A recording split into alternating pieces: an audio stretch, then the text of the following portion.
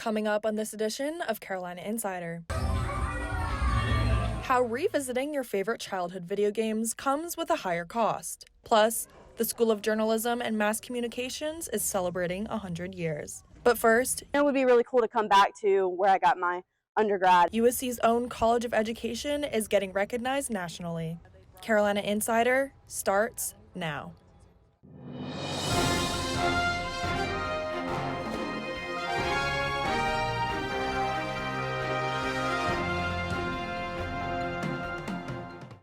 Hello, and thank you for joining us. I'm Grace Berkery.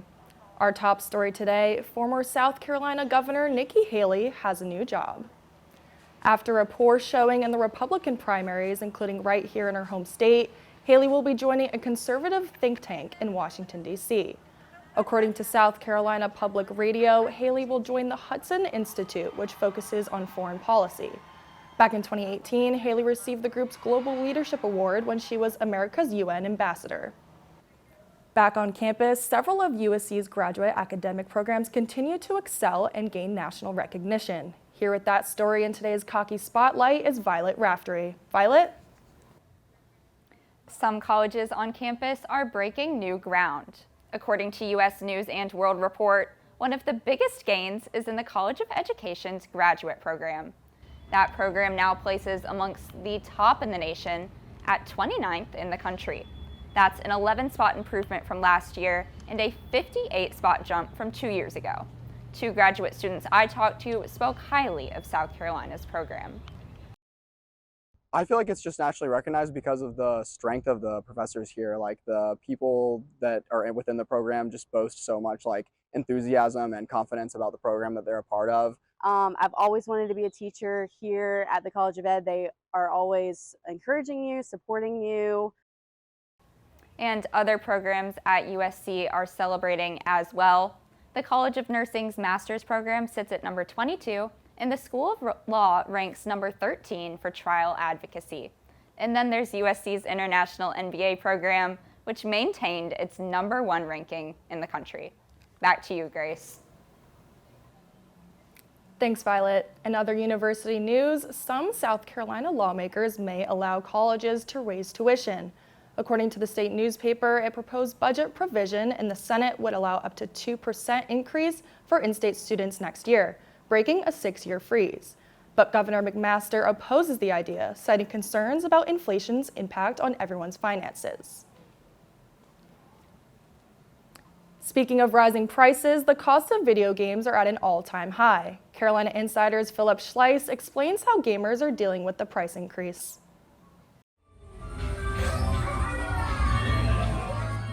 Nostalgia. Reliving the good old days. Many people did just that by revisiting their childhood video games when COVID hit. But ever since, prices for these old games has reached new heights.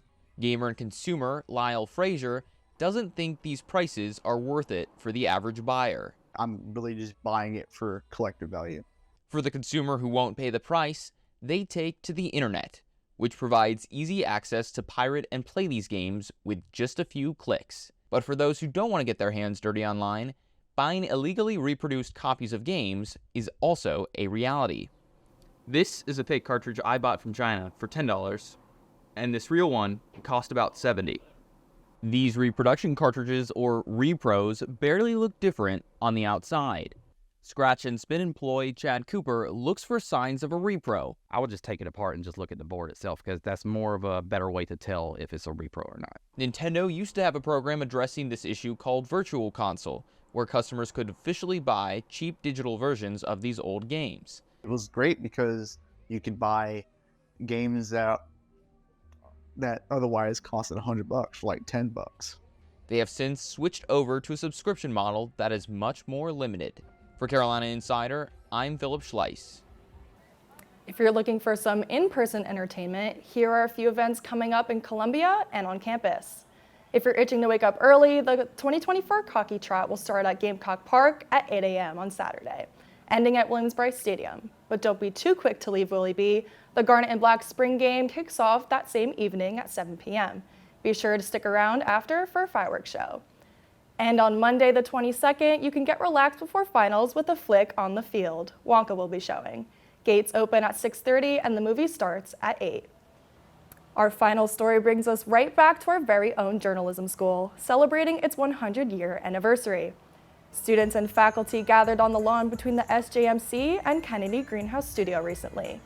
They celebrated with food, lawn games, free swag, and a DJ to keep the vibes going. The J School lobby was even decked out with balloons and a 100-year banner for students to sign. That's it for this semester's Carolina Insider, a student production here in the Kennedy Greenhouse Studio in the School of Journalism and Mass Communications. Thank you for joining us. We'll see you back here in the fall.